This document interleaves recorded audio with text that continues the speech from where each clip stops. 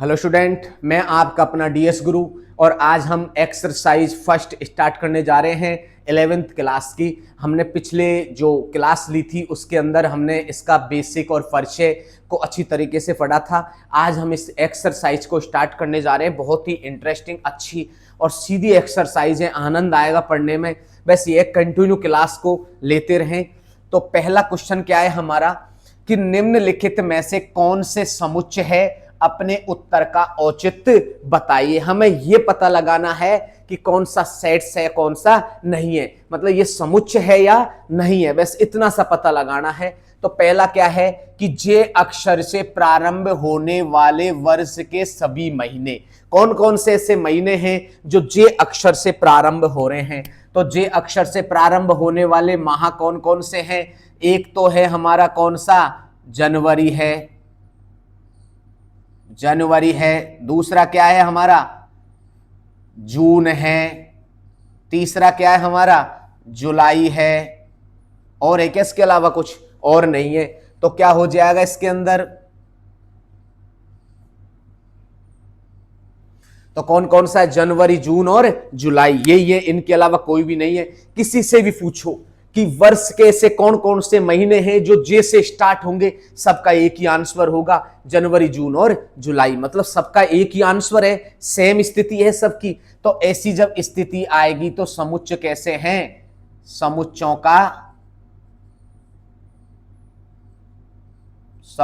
का संग्रह होगा। क्या है इसका आंसर कि इस समुच्चयों का संग्रह होगा, क्योंकि सबका एक ही आंसर है, फिक्स है। ये बदलेगा तो है नहीं कि जनवरी, जून और जुलाई, इनके अलावा कोई और होगा नहीं। तो यही हमारा इसका आंसर है। सेकंड क्वेश्चन क्या है हमारा, इसका सेकंड, भारत के 10 सबसे अधिक प्रभावशाली लेखकों का नाम बताओ। कितने, भारत के 10 सबसे अधिक प्रभावशाली लेखक। अब जैसे किसी एक स्टूडेंट से पूछा या किसी एक स्टूडेंट के मन में क्या है कि प्रभावशाली लेखक है, किसी को मुंशी प्रेमचंद पसंद है, किसी को जयशंकर पसंद है, किसी ने कहा कि महादेवी वर्मा है तो वो ठीक है, किसी का बोलो सूर्यकांत त्रिपाठी है।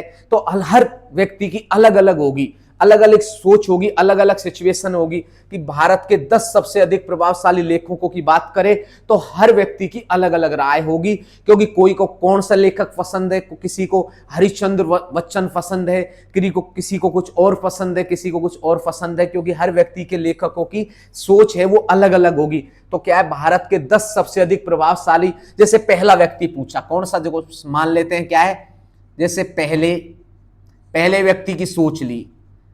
पहले व्यक्ति की सोच क्या है, जैसे किसने कहा प्रेमचंद है, प्रेमचंद है। दूसरे से पूछा तो दूसरे व्यक्ति का फेवरेट कौन सा है, इसका जैसे एक तो प्रेमचंद है, एक है जयशंकर है। दूसरे व्यक्ति से पूछा, बोलो महादेवी है, महादेवी वर्मा है। और किसी के दिमाग में और कुछ आ रहा हो, जैसे हजारी प्रसाद है, किसी के आ गया क्या कि हजारी प्रसाद है। अब हर की सोच कैसी है, एक जैसी है कि सबकी सोच?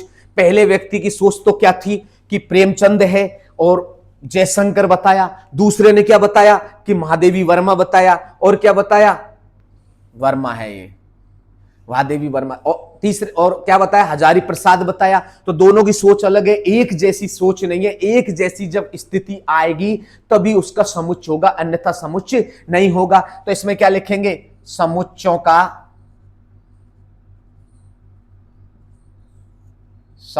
का संग्रह नहीं होगा। इस समुच्चय का कोई संग्रह नहीं होगा। क्यों कि अलग अलग कंडीशन है तो उनका संग्रह नहीं होगा। तो ये ध्यान रखना, इस प्रकार की कंडीशंस आती हैं तो इनमें हमें क्या, ये समझाने के लिए बताया है तुम्हें कि इस तरह की कंडीशंस होती हैं इसके अंदर। इस तरह से समझाने के लिए। अगला क्वेश्चन क्या है, विश्व के सर्वश्रेष्ठ 11 बल्लेबाजों का संग्रह। अब किसी को सचिन तेंदुलकर, जैसे इंडिया के अंदर ही ले लो तो किसी को सचिन तेंदुलकर पसंद है, किसी को विराट कोहली पसंद है, किसी को गिल पसंद है। हर व्यक्ति की सोच अलग अलग है। जब सोच अलग अलग है तो विश्व के सर्वश्रेष्ठ 11 बल्लेबाजों की स्थिति कैसे हो सकती है। अब जैसे विश्व के 11 बल्लेबाज है, किसी कोई देश में किसी को ब्रेटली पसंद है, किसी देश में जैसे किसी को इजमाम उल-हक पसंद है, किसी को जैसे शाहिद अफरीदी है, किसी को और देश की बात करें तो जैसे रिंकी पोंटिंग है पहले के जो है, तो हर कंडीशन अलग अलग होगी। तो इसमें आंसर क्या होगा इसका, समुच्चों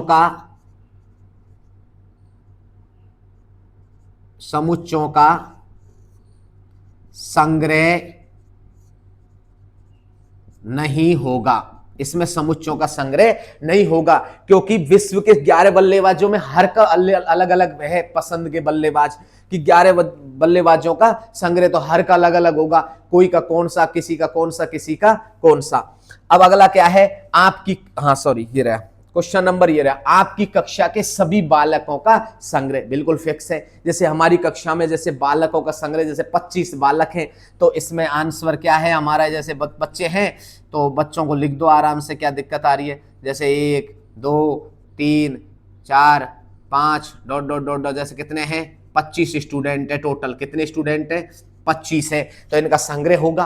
क्या है इनका संग्रह होगा। हमें पता है कि हमारी क्लास के अंदर कितने स्टूडेंट हैं 25 है। किसी और से पूछो कितने हैं 25, तो इसमें से एक ही लिख दो, जैसे 25 हैं या 50 हैं। तो पूछा कि हमारी क्लास के अंदर कितने स्टूडेंट हैं, तो एक बच्चे से पूछा, उसने कहा बोलो 50 है सर। सेकंड से पूछा कितने स्टूडेंट है, बोलो 50 है। थर्ड से पूछा कितने हैं, बोलो 50 है। ये ऐसे ले कि किसी ने 40 बताया, किसी ने 30 बताए, तो ये क्या होगा, तो इसमें क्या होगा, समुच्चों का संग्रह होगा। समुच्चों का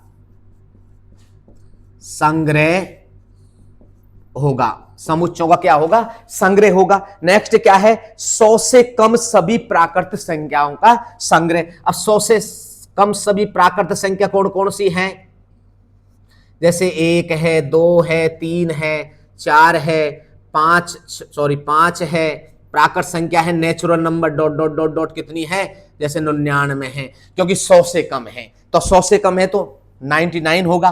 तो इनका सभी का संग्रह क्या होगा, जब हमको पता है कि 100 से सभी प्राकृत संख्या, 100 से कम सभी प्राकृत संख्या, तो 100 से सभी कम प्राकृत संख्या कौन कौन सी है, 1 से लेकर 99 तक है। किसी भी बच्चे से पूछो, सबका एक ही जवाब रहेगा, सर 1 से 99, सर 1 से 99, 1 से 99, ऐसे 1 2 3 4 5 6 7 ऐसे 99। तो इसका संग्रह होगा, तो क्या होगा, समुच्चयों का संग्रह होगा। क्या है, समुच्चयों का संग्रह होगा। तो इसका भी क्या होगा, समुच्चयों का संग्रह होगा। तो हमारे जो क्वेश्चन है इसके 5 वो कंप्लीट हुए। इसके अगले 5 क्वेश्चनों को हम हल करते हैं। पहले इनका स्क्रीनशॉट लो।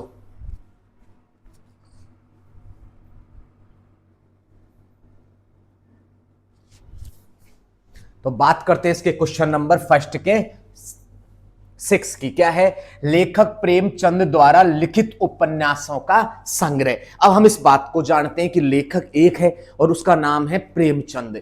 अब प्रेमचंद के जो उपन्यास हैं वो फिक्स होंगे, जैसे 10 हैं, 15 है, 20, उसने जितने भी उपन्यास लिखे हैं तो फिक्स है। सबको पता है कि मुंशी प्रेमचंद के कौन कौन से उपन्यास हैं, जैसे गोदान है, तो इसमें लिखना है हमें क्या क्या है, आंसर में क्या है, एक तो है गोदान, क्या है, गोदान है, मंगल सूत्र है,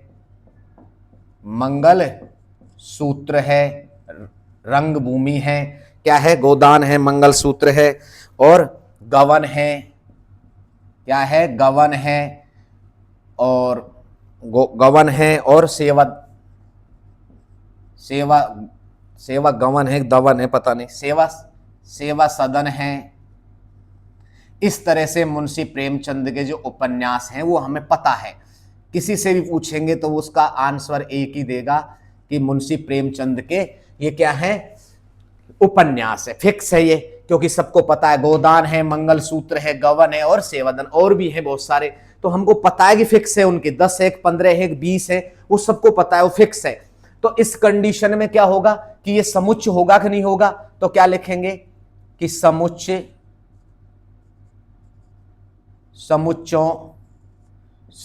का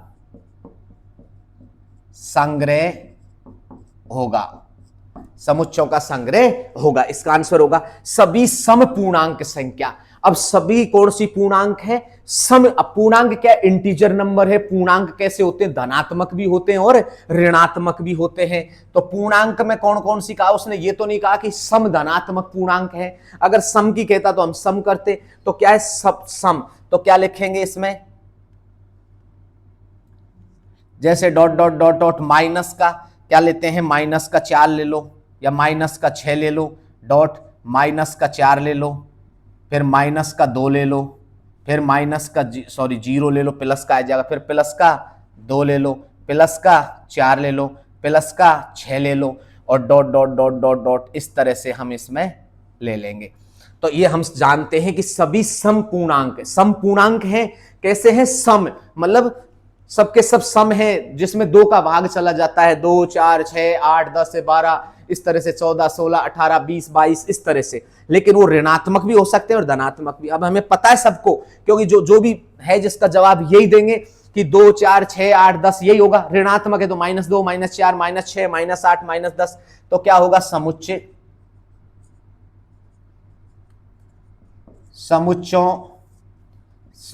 का संग्रह होगा। ये समुच्चय होगा, समुच्चयों का संग्रह होगा। तो समुच्चयों का संग्रह होगा, समुच्चय होगा। किसी भी तरह से आंसर दे सकते हो। क्वेश्चन नंबर 8 क्या है हमारा, इस अध्याय में आने वाले प्रश्नों का संग्रह। अब हम इस बात को जानते हैं, जैसे इस अध्याय में जैसे 10 क्वेश्चन हैं, तो हमने जैसे एक मान लिया इस तरह से कि इस अध्याय में कितने क्वेश्चन हैं।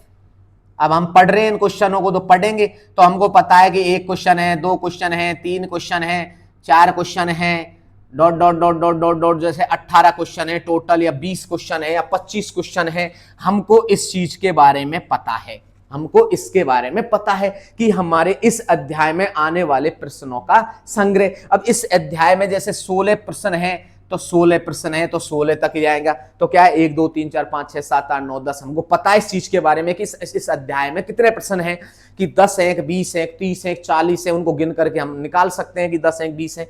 तो इसका भी क्या होगा, समुच्चय होगा,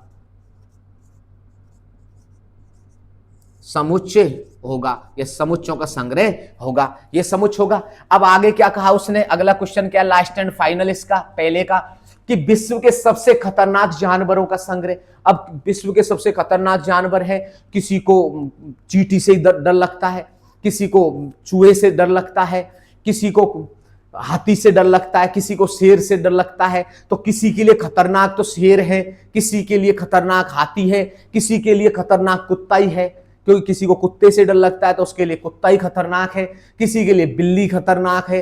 तो इस तरह से क्या है कि हर व्यक्ति की अलग अलग स्थिति होगी। हर व्यक्ति का जो खतरनाक है जानवरों के प्रति, वो हर व्यक्ति का अलग अलग है कि भाई हमको किसी को इस जानवर से डर लगता है, किसी को दूसरे से लगता है। तो क्या होगा, समुच्चयों का संग्रह नहीं होगा, समुच्चयों का संग्रह नहीं होगा। होगा क्या, नहीं होगा। तो इसी के साथ में हमारा क्वेश्चन नंबर फर्स्ट कंप्लीट हुआ। इसे उतारो, हम क्वेश्चन नंबर सेकंड को पढ़ते हैं।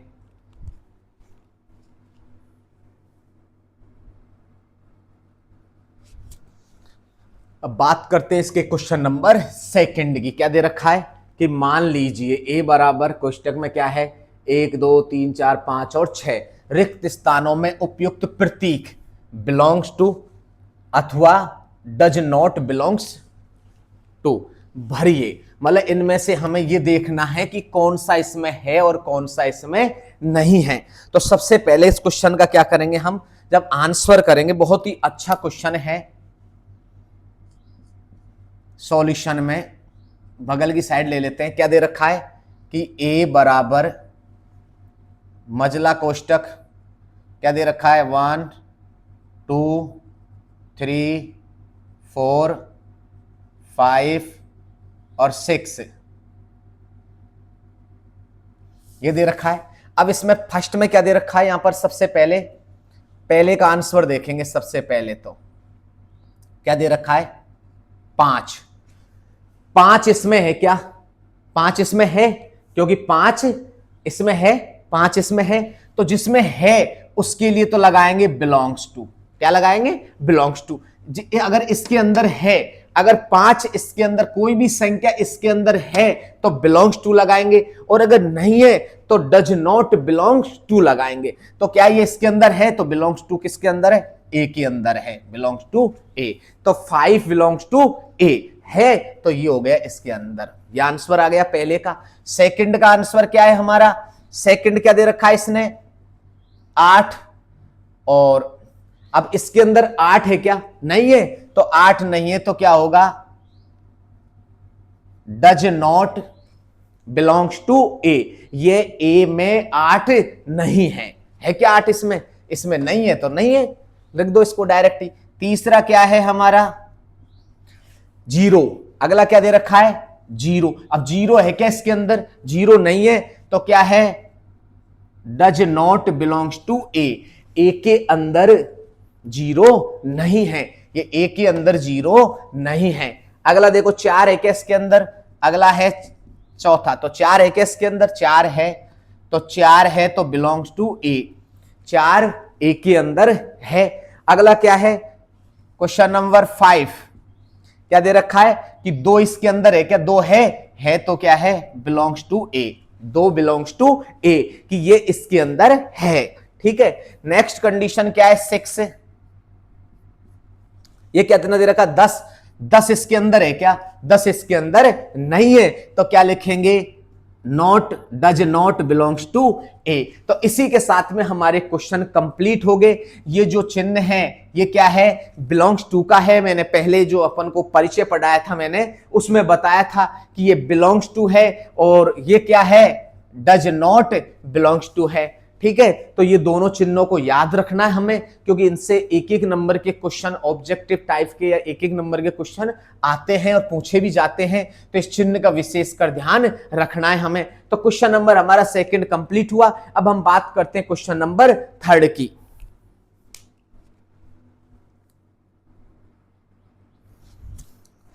तो बात करते हैं क्वेश्चन नंबर इसके थर्ड की। अब क्वेश्चन नंबर थर्ड में क्या दे रखा है कि समुच्चयों का रोस्टर रूप। अब मैंने रोस्टर रूप को तुमको समझाया था। रोस्टर रूप में मैंने क्या लिखा था कि सबसे पहले हम मजले कोष्टक में अवयव को लिखते हैं। अब क्या लिखते हैं? मजले कोष्टक में सबसे पहले जो संकेत है उसको हम x के रूप में लिखते हैं। किसको रूप में रखते हैं? संकेत को x के रूप में संकेत को लिखते हैं, और वह उसके गुणधर्म को भी लिखते हैं। जब हमने रोस्टर रूप पढ़ा था जब परिचय के अंदर, तो वहां पर हमने देखा था कि रोस्टर रूप में किस तरह से लिखते हैं। पहले अवयव को क्या करते हैं? मजले कोष्टक में तो लिखते ही है, मजला कोष्टक है, x के रूप में लिख दिया और ये सच डेट लगा दिया, और उसके बाद में इसके गुणधर्म को लिखते हैं कि ये क्या कहना चाह रहा है। तो अब इसका हम सॉल्यूशन करेंगे। तो सॉल्यूशन में क्या करेंगे? सबसे पहले देखो हमें करना क्या है, ये तो ऐसे कैसे लगाना है, ए तो बराबर का चिन्ह है, और ये हमारा मजला कोष्टक ऐसे कैसे। प्रत्येक क्वेश्चन में यही काम करना है। रोस्टर रूप जब भी पूछे क्वेश्चन के अंदर कि इस क्वेश्चन को रोस्टर रूप में लिखना है, तो रोस्टर रूप में इसी तरह से लिखना है। ठीक है, अब देखो क्या दे रखा है इसमें कि x एक पूर्णांक है। पूर्णांक है, ठीक है, समझ गए। पूर्णांक धनात्मक भी होते हैं और ऋणात्मक भी होते हैं। -3 से बड़ा कौन है? x का मान -3 से बड़ा है। जो x है वो किससे बड़ा है? -3 से बड़ा है। तो -3 से बड़ा कौन कौन सा है? जैसे -2 है, -1 है और 0 है, और 7 से छोटा है। x का मान 7 से छोटा है तो क्या हो जाएगा? 1 2 3 4 5 और 6 तक ले लेंगे। होगा कि नहीं होगा? तो इस तरह से इसमें क्या कंडीशन आएगी हमारी कि ये क्या कहना चाह रहा है? -3 से x का मान क्या है? बड़ा। तो -3 से बड़ा क्या है? मतलब ऋणात्मक संख्या में हमेशा जो छोटी संख्या होती है वही बड़ी होती है। तो 3 और 2 है तो इसमें से -2 बड़ा होता है। ठीक है, ये ध्यान रखना है। तो -3 से बड़ा मतलब क्या है? x का मान -3 से बड़ा है। तो -3 से बड़ी संख्या कौन कौन सी है? -2 है, -2 है, माइनस का 1 है और क्या है 0 है। फिर कितना है 7 से क्या होना चाहिए, x का मान 7 से छोटा होना चाहिए। तो क्या है 1 है, 2 है, 3 है, 4 है, 5 है और 6 है।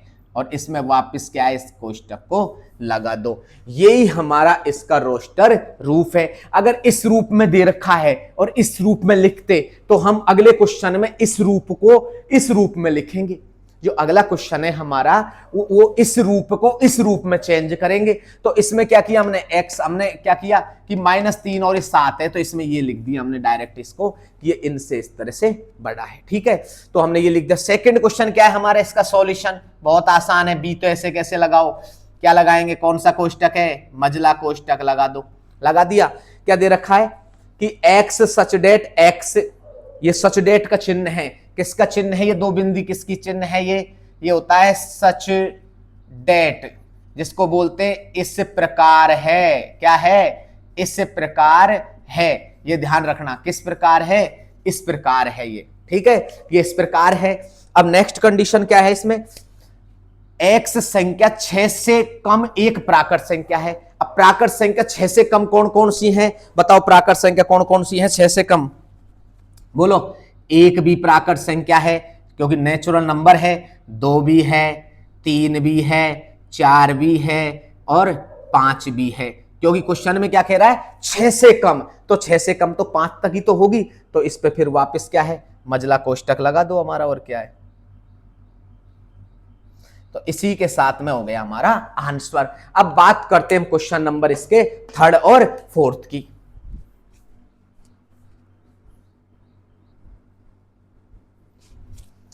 क्वेश्चन नंबर है हमारा 3rd का 3rd।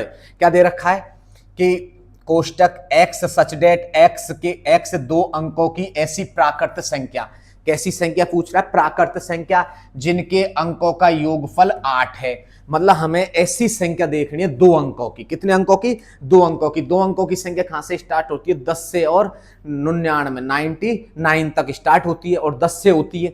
तो हमें ऐसे चेक करना है इसके अंदर कि कौन कौन सी संख्याएं होती है। तो सॉल्यूशन में सी लगा दो, बराबर में चिन्ह लगा दो, कौन सा है हमारा चिन्ह। ठीक है, ये हो गया हमारा। अब सबसे पहले इसमें देखेंगे कि 2 अंकों की संख्या कौन कौन से जिनका योगफल आता है। तो 10, 11, 12 तो होगा ही नहीं क्योंकि 2 और 1 3 है, 14, 15 भी नहीं है, 16 भी, 17। 17 में देखो 1 + का 7 कितना हो गया 8, 17 भी है तो 1 तो लगा दिया 17। 17 के बाद में आगे चलो 18, 19, 20 नहीं है, 21 नहीं है, 24 नहीं है, 25, 25, 5 और 2 7 हो गया और 26, 26 हो गया। 26 के बाद में 31, 32, 33, 34, 35, 5 और 3 8, 35 हो गया। 35 के बाद में 35 वाली लाइन में तो अब होगा नहीं। फिर 40 वाली लाइन में देखो 44 है, एक जैसा है, दोनों में 4 4 8 हो गया। अब इसकी 35 की पलट कर दो, इसको 35 को चेंज कर दो, क्या हो जाएगा 53 है, ऐसे कैसे आ रहा है। इसका वो कर दो, क्या है 62 आ जाएगा। फिर इसका चेंज कर दो, 71 हो गया। फिर उसके बाद में देखो और कौन सा है, एक 80 है, क्या आ रहा है 80। इसके बाद में कोई और संख्या होगी नहीं, तो यही क्या होगा हमारा आंसर। तो क्या है कि इस x को अंकों की ऐसी प्राकृत संख्या जिसमें अंकों का योगफल 8 है, तो इस रूप में हमने ये लिख दिया। ठीक है, अब नेक्स्ट क्या है, हमें रोस्टर रूप में लिखना है। अब आगे क्या है कि ये दे रखा है कि x एक अभाज्य संख्या है। x कैसी एक अभाज्य संख्या है जो 60 की भाजक है। सबसे पहले तो हमें काम करना पड़ेगा, 60 के अभाज्य गुणनखंड करना पड़ेगा। क्यों कि हमें पता चले कि 60 में किस किस का भाग जा रहा है। तो 2 का भाग 2। ठीक है, तो सबसे पहले तो हम यहां पर क्या करेंगे, d बराबर कोष्टक लगा दो। ये कोष्टक में चिन्ह परेशानी आती है लिख बनाने में। अब क्या है हमारा, इसमें भाग दो कितना आ गया 30, फिर भाग दो 2 का तो कितना आ गया 15, फिर 3 का भाग दो क्या आ जाएगा 5, फिर 5 का भाग दो 1। तो क्या क्या आ गया हमारे पास में, 2 आ गए, 2 आ गया, 3 आ गया और 5 आ गया। हमने एक नियम पढ़ा था इसके अंदर, इसी वीडियो में हमने 3 नियम पढ़े थे। पहला नियम तो हमें कोष्टक के रूप में लिखना है और उनके बाद में हमने कोष्टक के अंदर क्या है कॉमा का चिन्ह लगाना है। सेकंड नियम क्या था हमारा कि एक अंक की बार बार पुनरावृत्ति नहीं होनी चाहिए, एक अंक बार बार नहीं आना चाहिए, एक बार ही आना चाहिए। तो इसमें दो कितनी बार है, दो बार है, तो लेकिन एक बार लेंगे। तो पहला तो क्या लिया हमने, दो ले लिया, फिर क्या आएगा अगला, तीन आ गया, फिर अगला क्या आ गया, पांच आ गया। तो इसी के साथ में क्या है हमारा ये कंप्लीट हो गया, ये क्या हो गया हमारा आंसर। ठीक है, तो ये हो गया हमारा आंसर। इसी के साथ में क्वेश्चन नंबर थर्ड के फोर्थ कंप्लीट हुआ। अब क्वेश्चन अगले की बात करते हैं।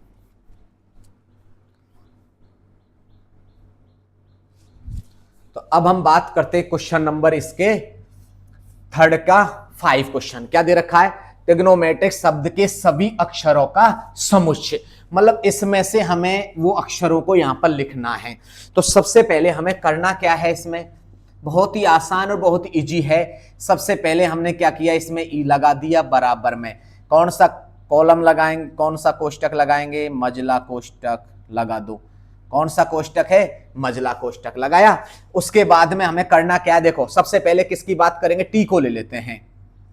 टी ले लिया, टी लेने के बाद में क्या है, सबसे पहले कॉमा लगा दिया, टी के बाद में कॉमा लगा दिया, फिर ले लो क्या, आर। तो देखो आर कितना है इसमें, एक आर, एक तो टी ले लिया, आर हो गया, एक आर ये रहा, तो आर कंप्लीट हो गया, तो आर ले लिया। दूसरा हमने क्या नियम लिखा था इसके अंदर कि इनको किसी भी क्रम में लगा सकते हैं, कोई क्रम वरम का वो सिस्टम नहीं है इनको कि भाई एक ही क्रम में लगाओ, क्रम चेंज हो सकते हैं। आर आ गया, आई है तो आई को ऐसे कैसे ले लिया। दूसरा क्या है, जी है तो जी को ले लो, जी ले लिया, आई ले लिया। ओ है, ओ डबल है तो एक बार लेना है, क्योंकि एक बार लेना, दो बार नहीं लेना। ठीक है, फिर एन है इसमें, एन को ऐसे कैसे ले लो, फिर एन ले लिया। फिर एम है, एम को भी ले लो एक बारी। फिर ई है, ई भी एक ही है तो ई को ले लो। फिर टी है, देखो टी यहां पर भी थी और यहां पर भी है टी। ठीक है, उसके बाद में आर आई गया और अब क्या बचा, वाई।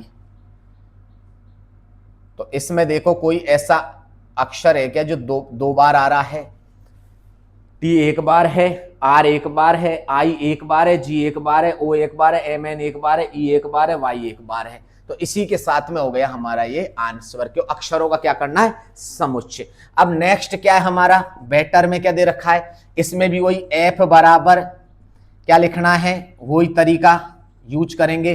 बी को एक बार ले लो, बी ले लिया, फिर ई को ले लो, ई ले लिया, तो ई एक बार आ रहा है, एक बार आ रहा है, और टी दो बार है तो एक बार टी को ले लो, फिर आर को ले लो, आर ले लिया। इसी के साथ में क्या हमारा कॉलम लगा दो, बस कंप्लीट हो गया। तो इसी के साथ में ये हमारा आंसर हो गया, सभी अक्षरों का समुच्चय कंप्लीट हो गया। तो क्वेश्चन नंबर थर्ड हमारा कंप्लीट हुआ। अब बात करते हैं क्वेश्चन नंबर 4 की।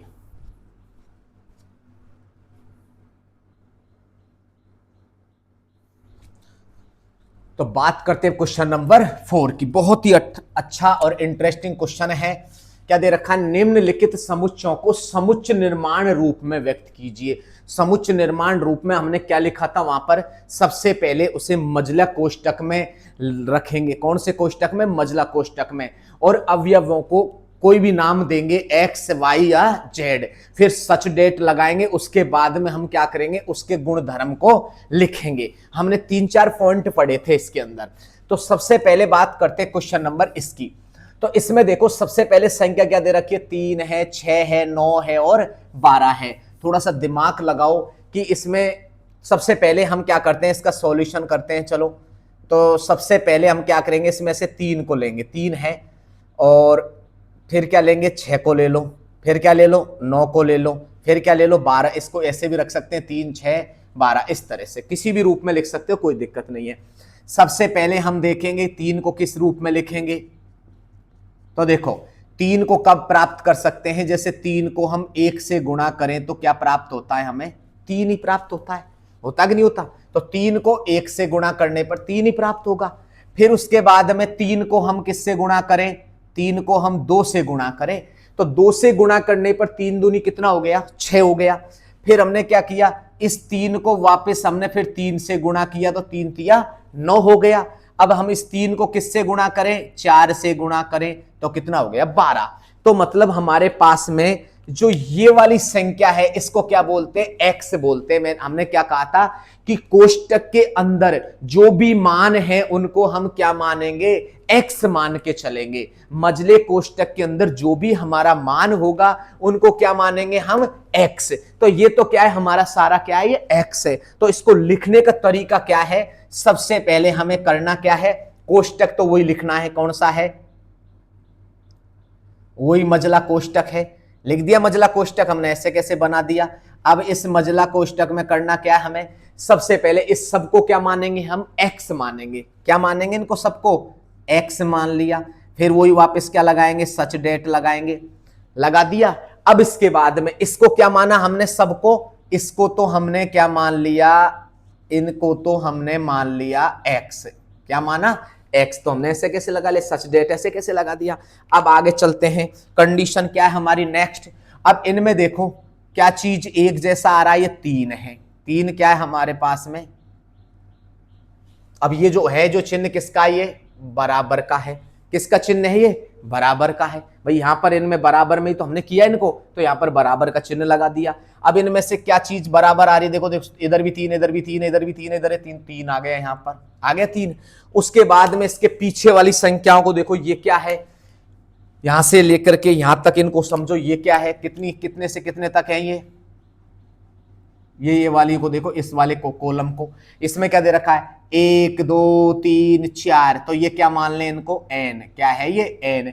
और एन क्या है, प्राकृत संख्या। हमारे पास में जो प्राकृत संख्या होती है, प्राकृत संख्या को हम किससे व्यक्त करते हैं, कैपिटल एन से। और ये क्या है, ये होती है जैसे 1 है, 2 है, 3 है, 4 है, इतनी दे रखी है हमको, तो हमने प्राकृत संख्या एन है ये। तो इसमें हम क्या लिखेंगे, सबसे पहले हमने एक्स लिखा, तो ये एक्स को लिख दो, एक्स बराबर, बताओ एक्स के बराबर कितना है, 3n। क्या है, 3n। इस तरह से हमने कॉमन लगा दिया।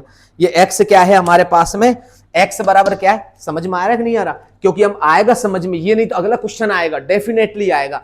तो मैंने क्या किया, जो ये मान थे 3 6 9 12, इनको सबको क्या मान लिया, एक्स मान लिया। तो इनको तो मैंने एक्स लगा दिया, और एक्स सच डेट, क्योंकि सारे जो ये पूर्णांक है ये वाले, इनको सबसे पहले हमें क्या करना है, संख्याओं को एक्स मानना है, क्योंकि मजले कोष्टक के अंदर जो भी मान है, जो भी अवयव है, उनको एक्स मान के चलो, फिर सच डेट लगाओ। तो एक्स मान लिया, फिर सच डेट लगा दिया।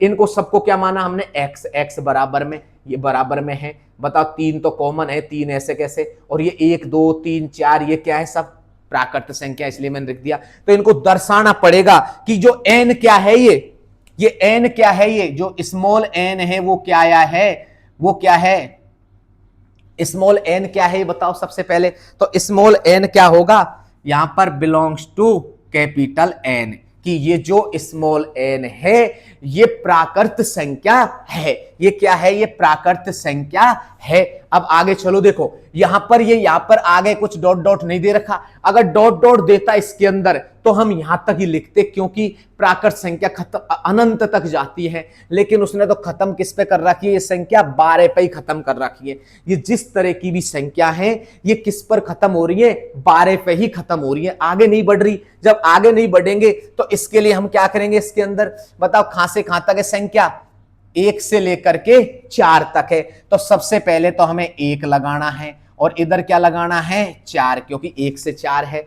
तो बताओ 1 से बड़ा है, 1 से बड़ा क्या है इसमें, बताओ 1 से बड़ा क्या है इसमें, n 1 से बड़ा है, ठीक है। 1 से बड़ा क्या है, n है, और n से बड़ा क्या है, 4 है। इससे क्या होगा, 4, और ये बराबर भी है। क्या है, ये बराबर भी है, क्योंकि हमारे पास में प्राकृत संख्या कहां से कहां तक है, 1 से 4 तक है। जो n कहां से है, मतलब n 1 के बराबर भी है और n 4 के बराबर भी है। और इसी के साथ में हमारा ये क्वेश्चन कंप्लीट हो चुका है, आंसर इस तरह का हो गया। अब अगले क्वेश्चन में और समझ में आएगा, क्योंकि ये में नहीं आया तो नेक्स्ट क्वेश्चन के अंदर आएगा। अब अगला क्वेश्चन क्या दे रखा है, इसका सॉल्यूशन करेंगे हम इसमें।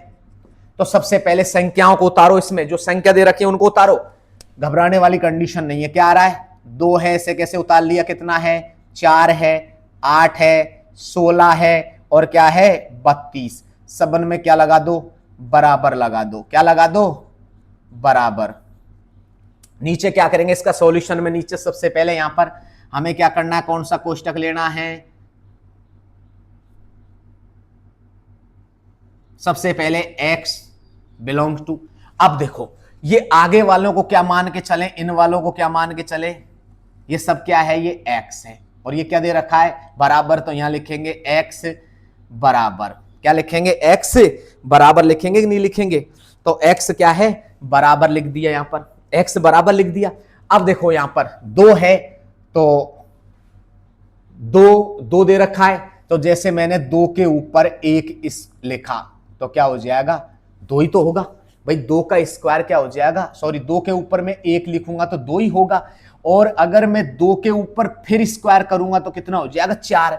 तो इसमें फिर 2 के ऊपर 2 कर दो, कितना हो गया 4, फिर 2 के ऊपर कितना करो, 3 करो, फिर 2 के ऊपर 4 करो, फिर 2 के ऊपर 5 करो, तो मतलब घात के अंदर आ रहा है। तो 2 क्या है, इसमें कॉमन है एक तरीका सा, तो ये क्या है 2, तो ऐसे कैसे है। अब इसके पीछे देखो जो घात आ रही है उनको देखो कैसी कंडीशन में है, घातन में क्या है, इसमें देखो या घातों में, घातन में सबन में क्या आ रहा है बताओ, प्राकृत संख्या है कि नहीं है, क्या है ये सब के सब घात है, प्राकृत संख्या। प्राकृत संख्या क्या है हमारी n, और ये कहां से कहां तक है, जैसे 1 भी है, 2 भी है, 3 भी है, 4 भी है और क्या है 5 भी है कि नहीं है। तो इसमें 2 के ऊपर क्या लगा देंगे हम, n, क्या लगा देंगे, n, क्या लगाया हमने, n लगाया, तो 2 के ऊपर n लगाया, तो यहां पर भी 2 के ऊपर क्या लगा देंगे, n लगा दिया। अब n क्या है यहां पर, n एक क्या है, n belongs to capital N, क्योंकि n एक प्राकृत संख्या है। अब यहां तक ही खत्म हो रहा है, तो आगे इसमें क्या लिखेंगे हम, आगे इसमें क्या लिखेंगे बताओ, कहां से कहां तक चल रही है संख्या, कहां से कहां तक चल रही है संख्या, 1 से लेकर के कहां तक जा रही है, 5 तक, तो 1 से लेकर के खाएं 5 तक, तो 1 से बड़ा या बराबर है n, और n से बड़ा या बराबर है 5, इसी के साथ में कंप्लीट हुआ। तो समझ में आया होगा, आशा करता हूं आपको ये क्वेश्चन समझ में आया होगा। अगर नहीं आए तो इसके और अगले क्वेश्चन आ रहे हैं, वो आपको और बेहतर तरीके से समझाने की कोशिश करेंगे, तो इनको उतारो, फिर अगला क्वेश्चन उतारते हैं।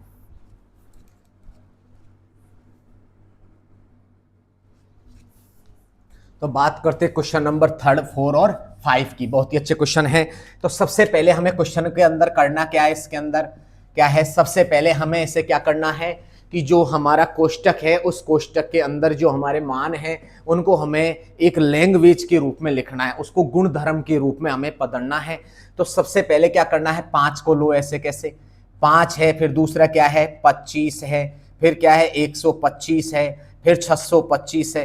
कुछ समझ में आ रहा है हल्का हल्का कि क्या कहना चाह रहा है, इन सबको क्या मान लो, ये तो हमारा क्या है x है, ये तो क्या है x है, ये बराबर लगा दिया। हर क्वेश्चन में यही काम करना है, ये x मानेंगे फिर बराबर लगाएंगे तो बराबर लगेगा। इसके अंदर भी यही काम करो, इस क्वेश्चन के अंदर भी क्या करो, यही काम करो। देखो समझ में आएगा, बहुत ही आसान तरीके से होंगे क्वेश्चन। इसके अंदर भी वही काम करना है, क्या है हमारा 2 है, और फिर क्या है हमारा 4 है, और फिर हमारा 6 है। तो इनको क्या मान लो बताओ सबको, इनको सबको क्या माने, इनको x मान लो फिर बराबर मान लो, ठीक है। इसमें भी क्या है, जैसे 1 है, 4 है, 9 है, डॉट डॉट डॉट कितना है 100। तो इनको क्या मान लो, सबको क्या मानो, इसको सबको क्या मानना है,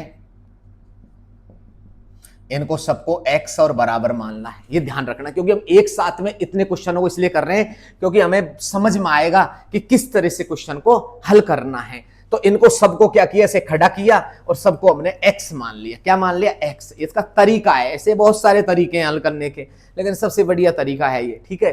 x मान लिया। अब देखो इसमें कुछ दिमाग लगाओ, कुछ इसके अंदर कंडीशंस बनेंगी हमारी। 5 है, 5 के ऊपर 1 रखेंगे तो क्या हो जाएगा, 5 हो जाएगा, ठीक है। या 5 को 1 से गुणा करो तो क्या हो जाएगा, 5 एकम 5। फिर 5 को 5 के ऊपर 2 रखेंगे, हाँ ऐसे ही होगा, ऐसे नहीं होगा। 5 के ऊपर 1 रखेंगे तो 5 ही होगा। 5 के ऊपर घात में 2 रखेंगे तो 5 25, 5 गुणा 5 करेंगे तो क्या हो जाएगा 25।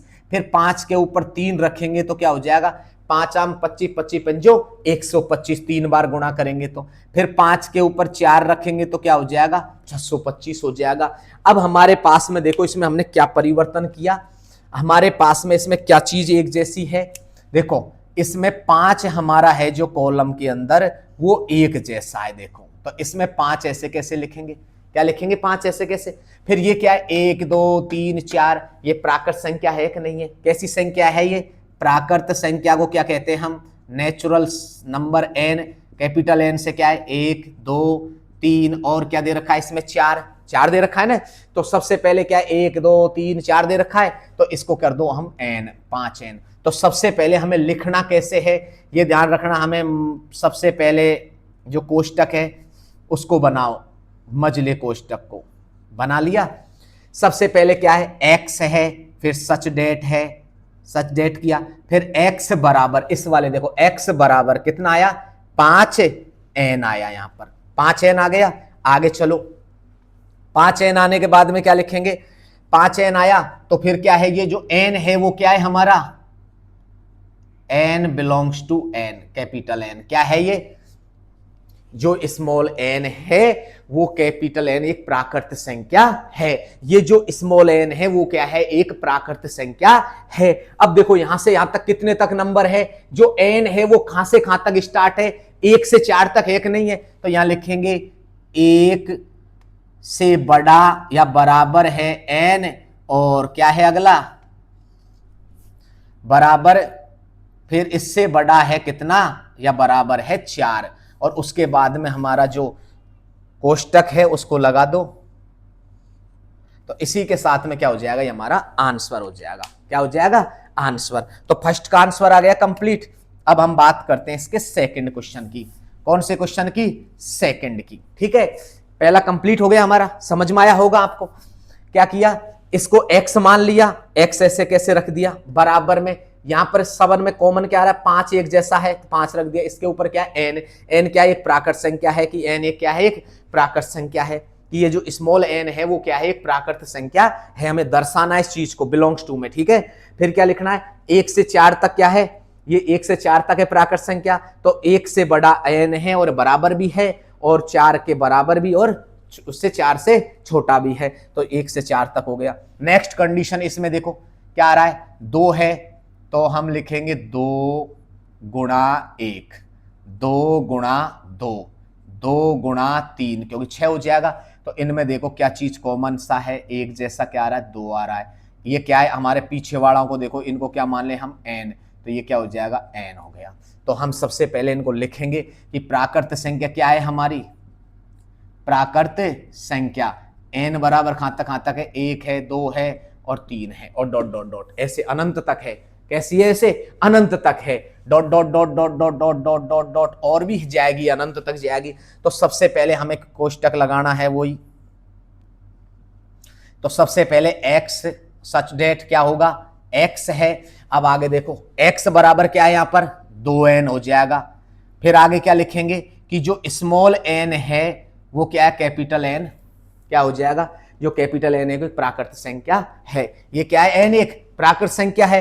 अब आगे क्या है, ये अनंत तक जा रहा है, इसमें क्या डॉट डॉट लग रहा है, अनंत तक जा रहा है। तो आगे की ये कंडीशन तो लिखनी नहीं है हमें कि a से बड़ा है या 1 से बड़ा n है या n से बड़ा 4 है या 5 है या 3 है, ऐसा नहीं लिखना, क्योंकि अनंत तक जाना है। तो हमारा क्वेश्चन यहां तक ही क्या हो गया, समाप्त हो गया आंसर।